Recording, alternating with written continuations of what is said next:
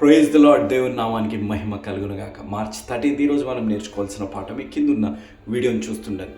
కొన్ని ఫ్లీస్ని, ఈగల్ లాంటి వాటిని ఒక బాటిల్ వేశారు. ఆ బాటిల్ వేసి మూత తీసేశాక మీరు చూడండి, ఆ బాటిల్లోనే తిరుగుతున్నాయి. తర్వాత బాటిల్ తీసేశాక ఆ బాటిల్ షేప్లోనే అవి తిరుగుతున్నాయి. అనగా తన ఆలోచన ఎంతవరకు అయిపోయిందంటే, నా జీవితం ఇంతే, నేను ఇంతే వరకు ఉంటాను అని చెప్పి కొన్ని బంధకాల్లో ఉండిపోవడాన్ని బట్టి ఆ ఈగలు, ఆ ఫ్లీస్ ఎగరలేకపోతున్నాయి.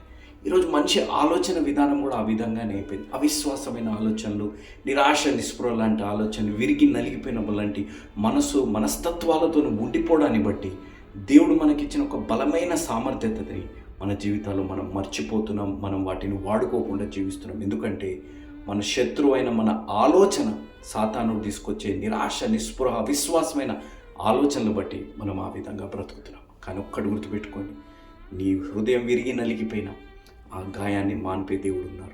నువ్వు అసమర్థుడు అని బ్రతుకుతున్నా, నీలో సామర్థ్యత ఇచ్చిన దేవుడు నీ ద్వారా గొప్ప కార్యాలు చేయాలని ఆశ కలిగి ఉన్నారు. అవిశ్వాసమైన ఆలోచనలు కలిగి నువ్వు జీవిస్తున్నా, అనుమానం కలిగిన ఆలోచనలు జీవిస్తున్నావు, అవన్నీ తొలగించు. నీలో ఉన్నవాడు ఈ లోకంలో ఉన్నవాడి కంటే గొప్పవాడు. అందుకే దేవుడు అన్న మాట, నీ కొరకు చింతించే దేవుడు ఉన్నారు. ప్రయాసపడి భారం మోస్తున్న సమస్త జనులారా నా యొద్దకు రండి, నేను మీకు విశ్రాంతినిస్తా అని అన్నాడు దేవుడు. కాబట్టి ఆ దేవుడు నీ జీవితంలో విజయాన్ని ఇచ్చి, నీకున్న బంధకాలు లాంటి ఆలోచనలు, నిరాశ, నిస్పృహ లాంటి ఆలోచనలు, అవిశ్వాసమైన ఆలోచనల నుంచి దేవుడు నేను బయటకు తెచ్చి గొప్ప విజయాన్ని దేవుడు నీకు అనుగ్రహించి, నీ జీవితాల్లో ఉన్న ప్రతి నిరాశ, విరిగి నలిగిపోయిన పరిస్థితుల నుంచి దేవుడు బయటకు తెచ్చి విజయాన్ని అందించునుగాక. ఆమేన్.